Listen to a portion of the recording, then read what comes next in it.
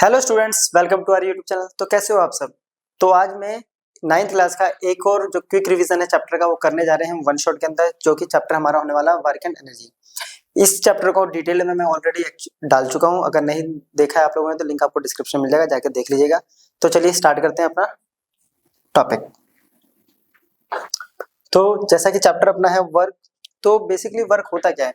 हम daily life में बोलते हैं कि मैं लर्न कर रहा हूँ, बहुत देर से लर्न करते करते थक गया हूँ। ठीक है, तो लर्न करना क्या ये वर्क कहलाता है, या मैं पढ़ रहा हूँ बहुत देर से, ठीक है, बैठ के सोच रहा हूँ या लिख रहा हूँ, तो ये सब जो होता है साइंटिफिकली वर्क नहीं कहलाता है। तो वर्क होता है क्या साइंटिफिकली। वर्क का मतलब होता है कि जब किसी ऑब्जेक्ट पे फोर्स लगाया जाए और उस फोर्स की वजह से वो ऑब्जेक्ट अगर अपनी पोजीशन चेंज करता है फोर्स की डायरेक्शन में, तो कहा जाएगा कि वर्क हुआ है, अदरवाइज वर्क नहीं माना जाता। क्लियर। तो वर्क क्या होता है, work is said to be done when a force applied on the body and the body moves through a certain distance in the direction of applied force.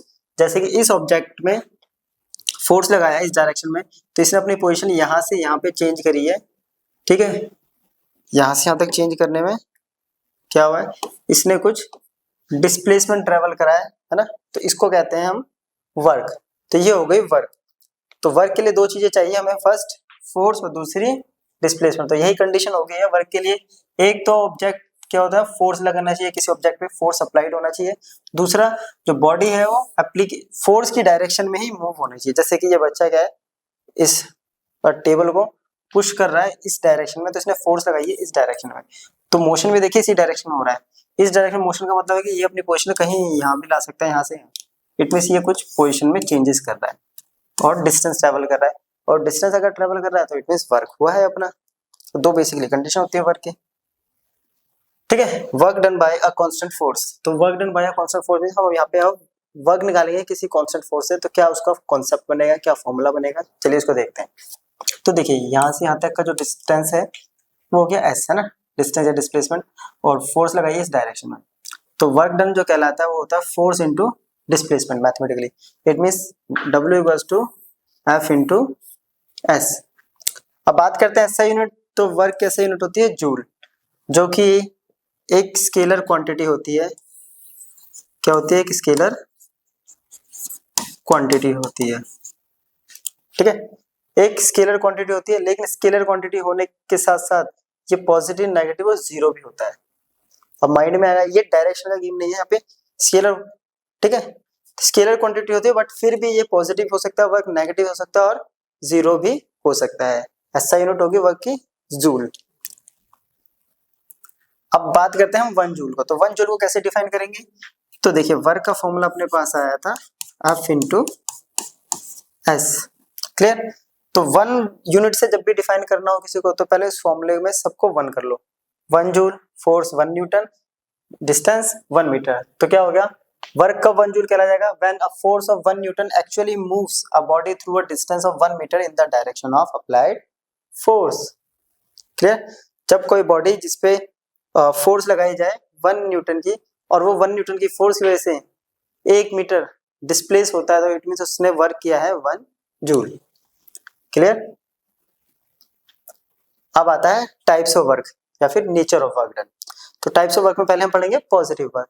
तो positive work का मतलब होता है कि जिस डायरेक्शन में, ये देखिए जैसे ये बच्चा ये इस डायरेक्शन में इसको खींच रहा है, फोर्स इस डायरेक्शन में इसको खींच रहा है, और इसमें जो डिस्प्लेसमेंट है वो भी क्या हो रही है, इस डायरेक्शन में हो रही है, सेम डायरेक्शन में।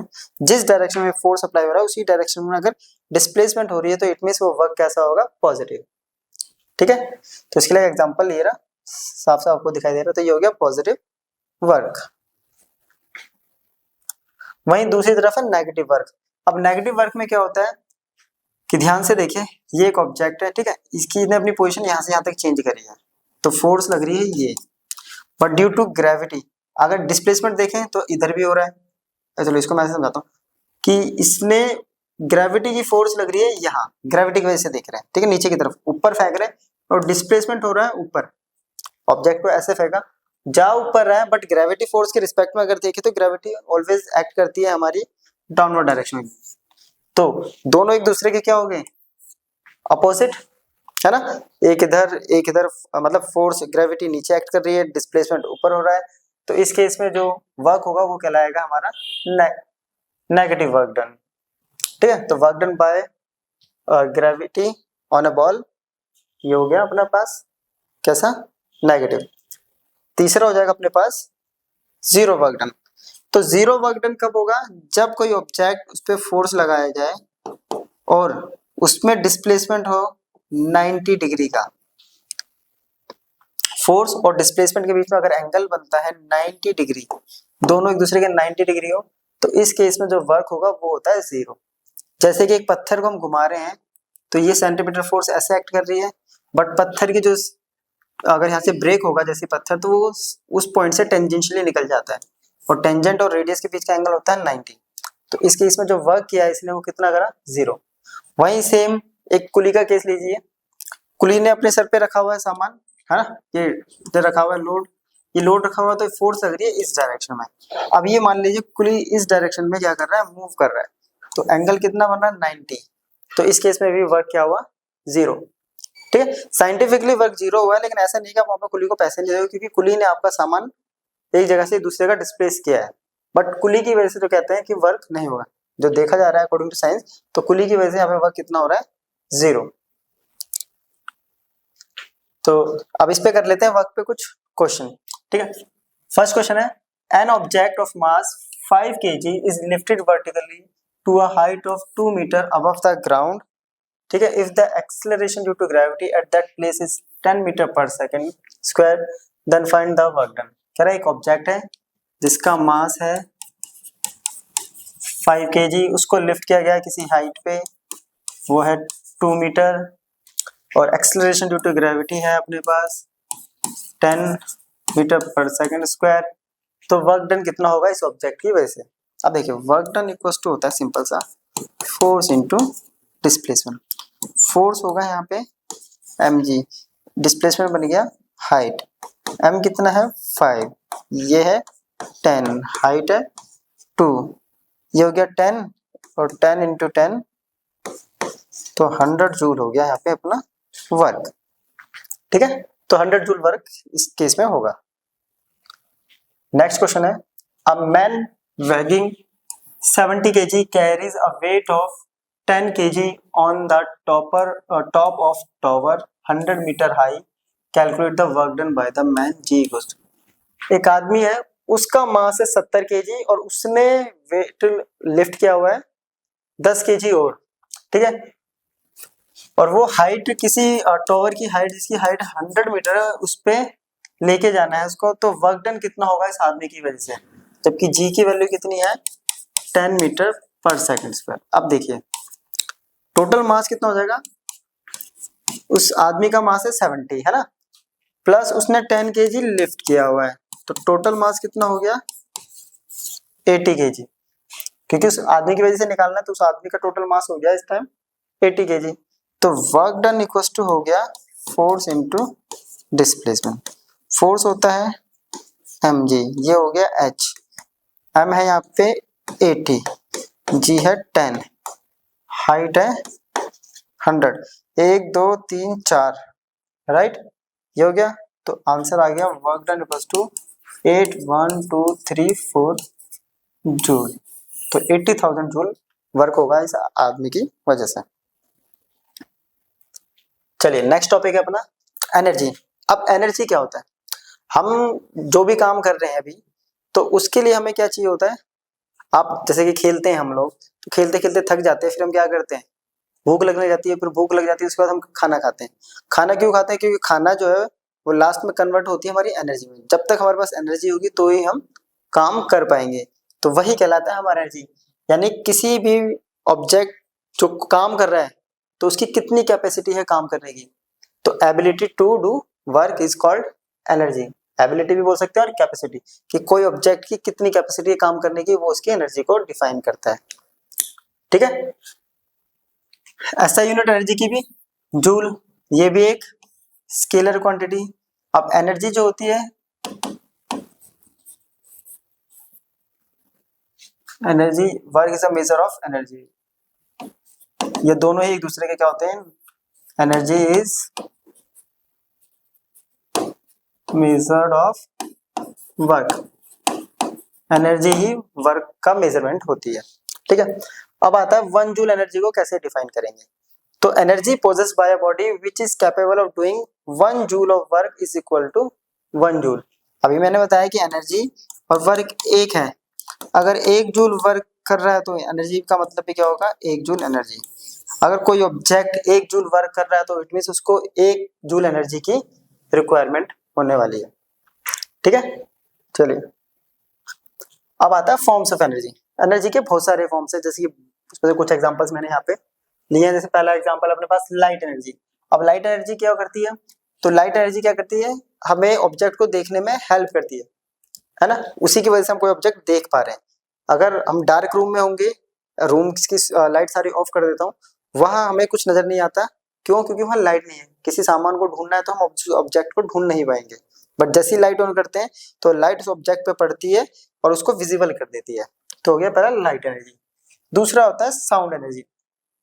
साउंड एनर्जी क्या होती है कि वो मीडियम के अंदर, जब मीडियम को हम डिस्टर्ब करते हैं तो डिस्टर्ब की वजह से वो मीडियम के जो पार्टिकल्स होते हैं वो वाइब्रेट करने लग जाते हैं, और वाइब्रेट वो हमारे कानों तक आती है और उससे हमें कोई ऑब्जेक्ट सुनाई और कोई भी चीज सुनाई देती है। जैसे मैं अभी बोल रहा हूँ तो आप लोगों को सुनाई दे रही है, तो मैं क्या कर रहा हूँ, जब मैं बोल रहा हूँ तो मेरे मुंह से जो फोर्स लग रही है वो एयर के पार्टिकल्स को डिस्टर्ब कर रही है और वो आपके पास ट्रेवल होके आ रही है। ठीक है। हीट एनर्जी, हीट एनर्जी क्या होता है, जब किसी ऑब्जेक्ट का हम टेम्परेचर राइज करते हैं तो टेम्परेचर राइज करने की वजह से क्या होती है, वो पार्टिकल्स भागने लग जाते हैं, है ना, क्योंकि फोर्स ऑफ इंटरेक्शन जो होती है वो कम हो जाती है, तो उसको कहते हैं हम हीट एनर्जी, जो टेम्परेचर की वजह से आती है। न्यूक्लियर एनर्जी बेसिकली ये, अभी आप छोटी क्लास में इसको बारे में ज्यादा पता नहीं। न्यूक्लियर एनर्जी होती है जब दो हल्के हल्के न्यूक्लियस को, लाइक 2 हाइड्रोजन के न्यूक्लियाई है, उनको मिलाते हैं और मिला के उनको कंबाइन करते हैं तो एक बड़ा न्यूक्लियस बनता है। तो उस केस में जो एनर्जी आती है उसे कहते हैं हम न्यूक्लियर एनर्जी। लास्ट आता है मैकेनिकल एनर्जी। तो मैकेनिकल एनर्जी जो होता है वो काइनेटिक एनर्जी और पोटेंशियल एनर्जी का सम होता है। तो mechanical energy equals to the sum of kinetic plus potential energy. तो ये दो एनर्जी का सम होता है। अब करते हैं हम काइनेटिक एनर्जी। ठीक है, एनर्जी के टाइप्स यहाँ पे हमारे स्टार्ट हो गए। तो हमारे सिलेबस में 2 ही हमें पढ़ना है, काइनेटिक और पोटेंशियल को डीपली। अब काइनेटिक क्या है, कभी बॉल से वो खेला आपने, बॉल से हम खेलते हैं मारने वाला एक दूसरे को। ठीक है, हमारी दिल्ली में तो मारम पिट्टी बोलते हैं इसको। ठीक है, आप लोगों के स्टेट में क्या बोलते हैं बताना। तो बॉल से जब मारते हैं तो देखा होगा जब बॉल से मारा जाता है तो बड़ी तेज लगती है कई बार, तो उसके आसपास हम मार रहे होते हैं या हम अपोजिशन के पास में आ जाते हैं तो बॉल बहुत तेजी से मारता है, तो बॉल बहुत तेज, क्या लगता है बहुत तेजी से चोट लगती है उस बॉल से, राइट, या पीठ पे लग जाती है या सर पे लगती है तो बहुत तेजी से लगती है। तो वो इतनी तेज क्यों लग रही है, क्योंकि जो मारने वाला होता है क्या करता है, जैसे कोई पास में आता है तो उस टारगेट को क्या करता है वो बहुत तेजी से खींच के मारता है ना। तेजी से खींच के मारने का मतलब क्या है, उसने उस पर इतनी फोर्स लगाई कि उस फोर्स की वजह से वो इतनी तेजी से मोशन में आया, और वो मोशन की वजह से जो एनर्जी बॉल में आई वो एनर्जी सारी की सारी कहाँ ट्रांसफर हो गई, उस जिसके बॉल लगी थी उसके बॉडी पे। तो यही है हमारा काइनेटिक एनर्जी। वो एनर्जी जो ऑब्जेक्ट में मोशन की वजह से आती है उसे हम कहते हैं काइनेटिक एनर्जी। ठीक है, बॉल का एग्जांपल ले लिया, बुलेट। देखिए इसकी स्पीड और भी ज्यादा तेज होती है बुलेट की, बहुत लगभग 150, 120, 200 मीटर पर सेकंड की स्पीड होती है।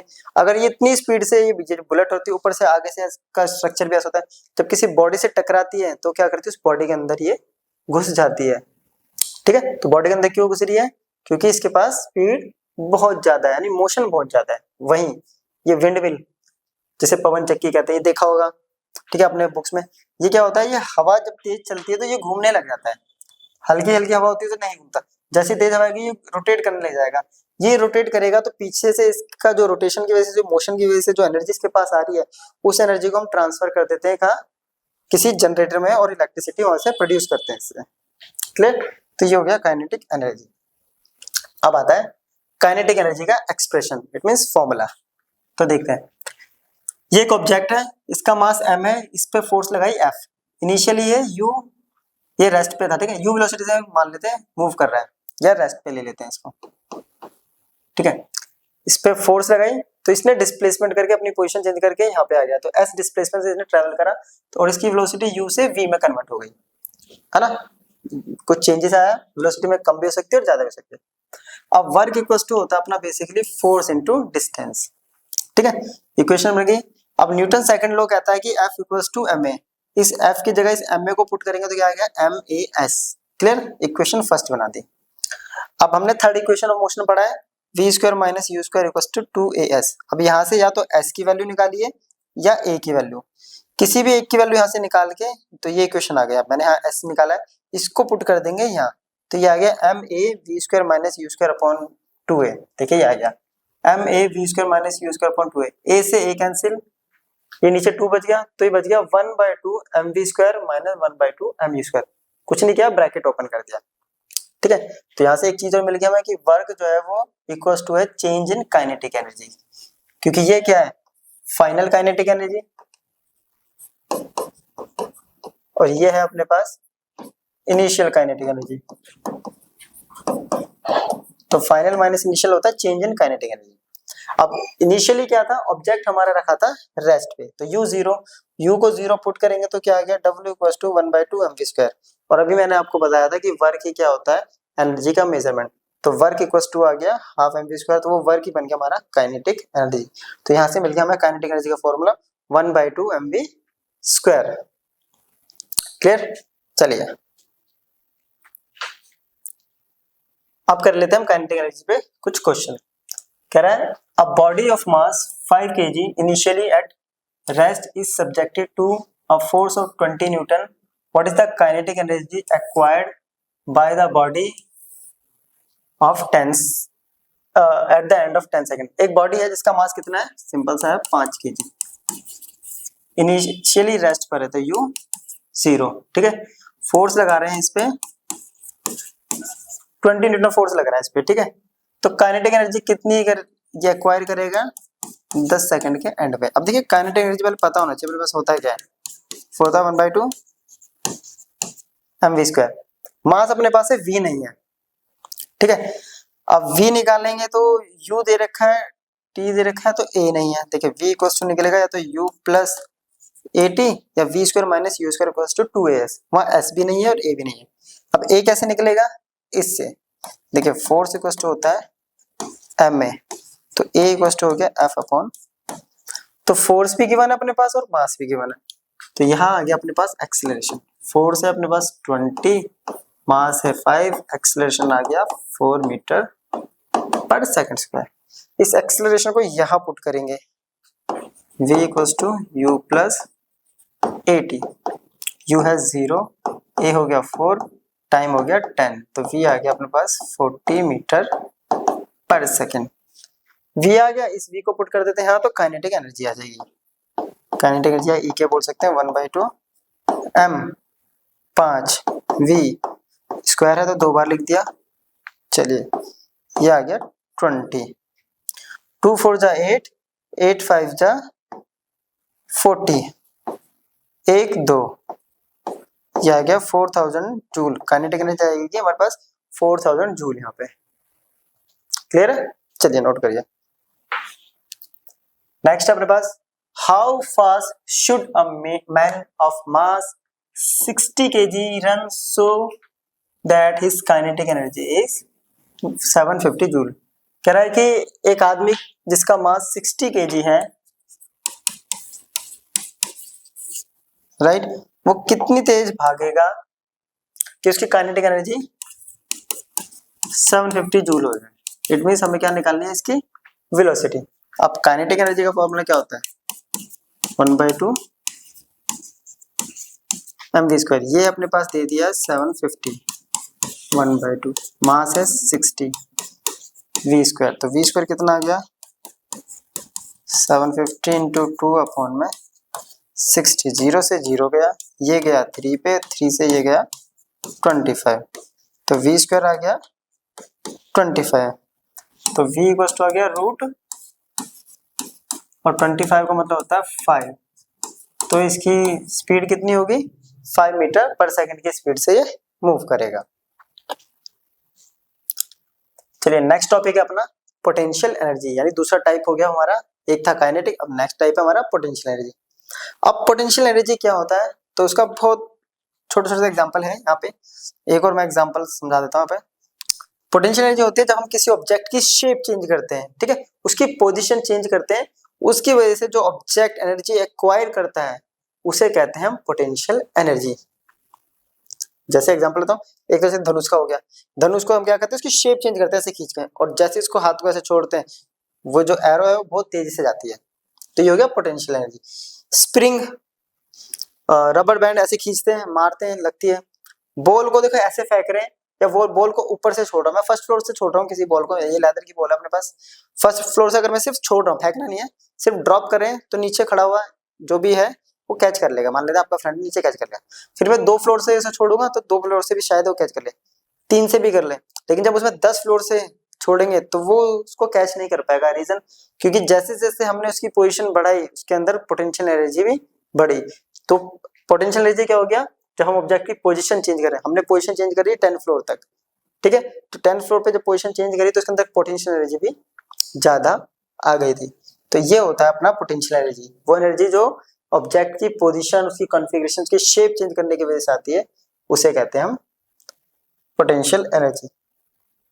अब बेसिकली जो पोटेंशियल एनर्जी होती है वो 2 टाइप की होती है, एक ग्रेविटेशनल पोटेंशियल एनर्जी, दूसरी इलास्टिक पोटेंशियल एनर्जी। अभी मैंने बताया बॉल वाला एग्जांपल, वो हो गया ग्रेविटेशनल पोटेंशियल एनर्जी, जिसमें हमने हाइट बढ़ाई।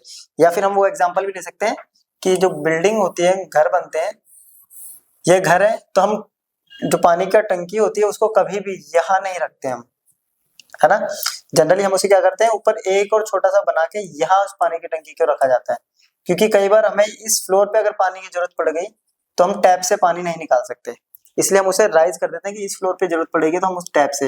अब टैप से क्या होता है, चढ़ाने के लिए तो हमें पंप चाहिए, बट ऊपर से जब हमें पानी नीचे चाहिए तो हम क्या करते हैं, सिर्फ पाइप्स को ऐसे कनेक्ट कर देते हैं। अब जितना फर्स्ट फ्लोर पे पानी का जो प्रेशर होता है वो थोड़ा कम होता है, ऊपर से फर्स्ट फ्लोर, उससे नीचे आएंगे थोड़ा ज्यादा, जैसे जैसे हम बॉटम में यानी ग्राउंड फ्लोर तक जाते हैं तो पानी का प्रेशर बढ़ जाता है। रीजन, पोटेंशियल एनर्जी बढ़ गई। कौन सी potential energy, gravitational potential, height बढ़ी है तो ग्रेविटी भी बढ़ गई। तो ग्रेविटेशनल पोटेंशियल एनर्जी क्या होगी, जब किसी ऑब्जेक्ट की हम पोजीशन सरफेस से चेंज करते हैं अबव, ठीक है। नेक्स्ट है इलास्टिक पोटेंशियल एनर्जी। तो इलास्टिक पोटेंशियल एनर्जी के लिए तो बहुत सारे एग्जांपल हो गए आपके पास, गुलेल का एग्जांपल आप ले सकते हो, ये स्प्रिंग का एग्जांपल ले सकते हैं हम, है ना। एक इलास्टिक बैंड लीजिए, पतला सा जो इलास्टिक होती है, उसको 2 उंगलियों में फंसा के ऐसे पेपर को ऐसे रख के आपने मारा होगा क्लास में, ये हरकत सभी करते हैं, ऐसे करके करते हैं तो उससे बहुत तेजी लगती है। रीजन, हमने शेप चेंज करी, स्ट्रेच किया, तो कंप्रेशन या एक्सटेंशन से जो एनर्जी आती है उसे कहते हैं इलास्टिक पोटेंशियल एनर्जी। अब है हमारा पोटेंशियल एनर्जी का कॉन्सेप्ट, हम यहाँ पे बनाएंगे फॉर्मूला कि जब किसी ऑब्जेक्ट को हम किसी हाइट पे राइज करते हैं तो उस केस में पोटेंशियल एनर्जी क्या होगी। अब देखिए, ये एक ऑब्जेक्ट है, इसका मास है m, तो वेट एक्ट कर रहा है इस पे mg, यानी फोर्स है ना। हमने इस पे फोर्स लगाई ऊपर की तरफ F, और इसको इस हाइट h तक हम राइज करके ले गए, ठीक है। अब यहाँ से देखिए वर्क कितना होगा, वर्क इक्वल टू होता है फोर्स इनटू डिस्प्लेसमेंट, तो F into h, F equal to यहाँ से पता चल रहा है हमारे पास आ रहा है mg, इस mg को यहाँ पुट करेंगे तो बन गया mgh, और ये वर्क ही क्या कन्वर्ट हो जाता है किसमें, है ना, work is the measure of energy, तो ये वर्क हो जाता है हमारा पोटेंशियल एनर्जी। तो पोटेंशियल एनर्जी का फॉर्मूला बन गया अपने पास mgh। चलिए नोट कर लीजिए इसको। अब इसके ऊपर क्वेश्चन कर लेते हैं। Find the energy possessed by an object of mass 10 kg when it is at height of 6 metre of the ground given g equals to this. Energy निकालनी है जब किसी ऑब्जेक्ट जिसका मास है 10 kg, उसको एक हाइट 6 मीटर पर और ग्रेविटी एक्ट कर रही है ये, तो राइज किया जाता है, तो हमें पोटेंशियल एनर्जी डायरेक्ट फॉर्मूला है अपने पास mgh, मास 10, ठीक है, g 9.8, h 6, पॉइंट हटाएंगे 10, 10 से 10 खत्म, मल्टीप्लाई करते हैं 6 8 48, 4 54, ये हो गया 58, 588 जूल हो गया अपने पास पोटेंशियल एनर्जी। तो इस केस में पोटेंशियल एनर्जी कितनी होगी, 588। चलिए नेक्स्ट क्वेश्चन है, a 5 kg ball is thrown upward with a speed of 10 metre per second, find the potential energy when it reaches the highest point, calculate the maximum height attained by it. तो question को समझते हैं। ये 5 kg की ball है, इसको ऐसे rise कर देते हैं, उठा दिया हमने, फेंका है, ठीक है। यहाँ से जब फेंक रहे हैं तो इसकी वेलोसिटी है 10 मीटर पर सेकंड, यहाँ तक जाते जाते आपको पता है हाईएस्ट पॉइंट पे जाते जाते वेलोसिटी 0 हो जाती है ना। तो चलिए यहाँ से यहाँ तक फेंका, तो काइनेटिक एनर्जी कितना हो गया, सिंपल सा इस केस में पहले हम निकालेंगे काइनेटिक, क्योंकि इस पे क्या मोशन है, तो मोशन में क्या होगा काइनेटिक एनर्जी। गिवन डेटा क्या है अपने पास, मास हो गया 5 kg और इनिशियल वेलोसिटी है अपने पास 10 metre per second, final velocity है 0। अब देखिए kinetic energy, kinetic energy equals to आ रहा है 1/2 कि मोशन में है तो काइनेटिक एनर्जी और पोजीशन भी चेंज हो रही है ना। तो पहले हम काइनेटिक एनर्जी निकालते हैं। 1/2 m है 5, v है 10 into 10, ये आ गया 500 और डिवाइड करेंगे 2 से तो 250 जूल। ठीक है, अब यहाँ तक आते आते क्या हो गया, वेलोसिटी 0, या इसको हम उससे भी यूज कर सकते हैं जो हमने फॉर्मूला बनाया था, work equals to change in kinetic energy. ठीक है, इट मींस यहाँ से जो काइनेटिक एनर्जी थी, यहाँ मैक्सिमम काइनेटिक एनर्जी थी अपने पास ई के, जो ये, ठीक है, यहाँ पे जाते जाते काइनेटिक एनर्जी हो गई 0, क्योंकि वेलोसिटी 0 तो kinetic energy 0। It means kinetic energy 0, तो ये काइनेटिक एनर्जी कंप्लीटली किस में कन्वर्ट हो गई, दूसरी फॉर्म ऑफ एनर्जी में। और हाइट रेज करी तो कौन सी एनर्जी आ गई, तो यहाँ पे जो हमारा काइनेटिक एनर्जी थी वो कन्वर्ट हो गई कंप्लीटली पोटेंशियल एनर्जी में, तो पोटेंशियल एनर्जी आ गया अपने पास 250 जूल, है ना। काइनेटिक एनर्जी तो कन्वर्ट होके गई है उसके अंदर। ठीक है, अब कह रहा है कि मैक्सिमम हाइट निकालो, इसने कितनी मैक्सिमम हाइट अटेंड करी है, तो सेकंड पार्ट, तो मैक्सिमम हाइट कितना होगा, देखो kinetic energy sorry potential energy अभी भी निकाला हमने, और वो होता है mgh, ये आया 250, राइट। m है अपने पास 5, g है अपने पास नहीं दे रखा 10, और h निकालना है, तो h इक्वल्स टू क्या हो गया 250/5 इंटू 10, 0 से 0 इससे कट गया, तो हाइट आ गई 5 मीटर हाइट इसने अटेंड करी है। चलिए अब नेक्स्ट टॉपिक अपना principle of conservation of energy. तो क्या कहता है principle of conservation of energy, कि energy can neither be created not destroyed, it simply transferred from one body या वन फॉर्म टू अनदर, है ना। और total energy remains the constant, कि एनर्जी को ना तो हम बना सकते हैं और ना ही खत्म कर सकते हैं, इसको सिर्फ हम एक फॉर्म से दूसरी फॉर्म में कन्वर्ट करते हैं, और जब ये कन्वर्जन होता है तो टोटल एनर्जी क्या होती है, कांस्टेंट रहती है, सेम रहती है जितनी एनर्जी पहले। और इसको मैं ऑलरेडी पहले बता चुका हूँ कि टोटल मैकेनिकल एनर्जी जो होती है वो kinetic energy plus potential energy के सम के बराबर होती है। क्लियर, तो कुछ यहाँ पे मैंने कन्वर्जन बना रखी है अपने, जैसे कि काइनेटिक एनर्जी कन्वर्ट हो रही है हीट एनर्जी में, उसका एक एग्जांपल, जब हम किसी चीज को हिट करते हैं बहुत तेजी से, तो हम काइनेटिक एनर्जी से क्या कर रहे हैं, उसको हिट कर रहे हैं, और वो थोड़ी देर बाद वो गर्म हो जाता है, तो काइनेटिक एनर्जी जो है वो हीट एनर्जी में कन्वर्ट हो रही है, heat energy into kinetic energy. ठीक है, स्टीम इंजन, स्टीम इंजन पता है क्या होता है, पहले ट्रेन चलती थी स्टीम इंजन, उसमें क्या करते हैं हम, गर्म पानी को गर्म किया जाता है, उस पानी से जो वेपर बनता है उसके पास हीट एनर्जी होती है, वो हीट एनर्जी कन्वर्ट होती है काइनेटिक एनर्जी में, जिसकी वजह से वो जो उसके इंजन होता है वो मूव करता है। ठीक है, तो हीट एनर्जी कन्वर्ट हो जाती है, सॉरी स्टीम इंजन में हीट एनर्जी कन्वर्ट हो जाती है काइनेटिक एनर्जी। नेक्स्ट है electrical energy into mechanical energy. इसका बेसिक एग्जांपल हो गया फैन। फैन में हम क्या करते हैं, सिर्फ स्विच ऑन करते हैं, हमने इलेक्ट्रिक एनर्जी दी और वो रोटेट करने लग गया, तो मैकेनिकल एनर्जी उसने प्रोवाइड कर दी। वॉशिंग मशीन की मोटर हो गई या कोई भी मोटर होगी, मशीन्स हो गई जितनी कपड़े सिलने वाली जो इलेक्ट्रिसिटी से चलती है, उसमें हम इलेक्ट्रिक एनर्जी देते हैं और वो हमें बदले में क्या देता है, मैकेनिकल एनर्जी। क्लियर, चलिए अब है mechanical energy into electrical energy. इसमें क्या करते हैं हम, हमने मैकेनिकल एनर्जी दी और उसने हमें electric energy, like generator, generator को क्या करते हैं, मैकेनिकल एनर्जी प्रोवाइड करते हैं किसी भी सोर्स से।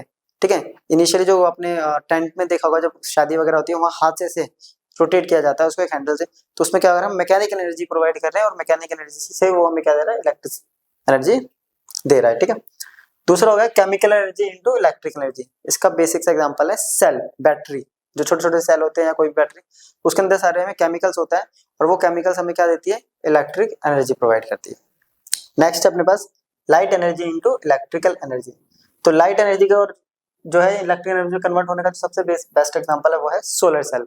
जो सोलर पैनल होते हैं उसमें क्या करते हैं, लाइट एनर्जी देते हैं और वो लाइट एनर्जी हमें क्या करती है, इलेक्ट्रिक एनर्जी प्रोवाइड करती है। क्लियर, अब आता है नेक्स्ट टॉपिक पावर। पावर होता है rate of doing work. It means किसी काम को करने में कितना टाइम लिया वो उसकी पावर को डिफाइन करती है। अगर किसी काम को करने में कम टाइम लिया तो पावर ज्यादा है, ज्यादा टाइम ले रही है सेम काम को करने में तो पावर कम है। तो पावर क्या होता है कि कोई भी बॉडी जो है कितने टाइम में कितना काम कर रही है वो कहलाता है उसकी पावर। तो इसका स्टेटमेंट बनता है वर्क अपॉन में टाइम, तो power equals to work upon में टाइम। तो ये बन गया फॉर्मूला W/T। ऐसा यूनिट होती है इसकी वॉट। बिगर यूनिट हम यूज कर लेते हैं कई बार किलोवाट, किलो का मतलब हो गया 1000 है ना, तो 1000 वाट। इसकी इंजीनियरिंग यूनिट होती है हॉर्स पावर, तो 1 हॉर्स पावर जो होता है 746 वाट के बराबर होता है। अब इस पावर के फॉर्मूले को हम थोड़ा सा मॉडिफाई करेंगे। कैसे? Power equals to work upon time, और वर्क इक्वल्स टू होता है फोर्स इनटू डिस्प्लेसमेंट, और डिस्प्लेसमेंट अपॉन में टाइम होता है वेलोसिटी। तो हम ये फॉर्मूला भी यूज कर सकते हैं कि power equals to force into velocity. कभी कभी सिचुएशन ऐसी दे दे न्यूमेरिकल्स में तो हम इसको यूज कर सकते हैं। तो power equals to force into velocity. अब है 1 वाट पावर को हम करते हैं डिफाइन। ठीक है, तो पावर का फॉर्मूला क्या था?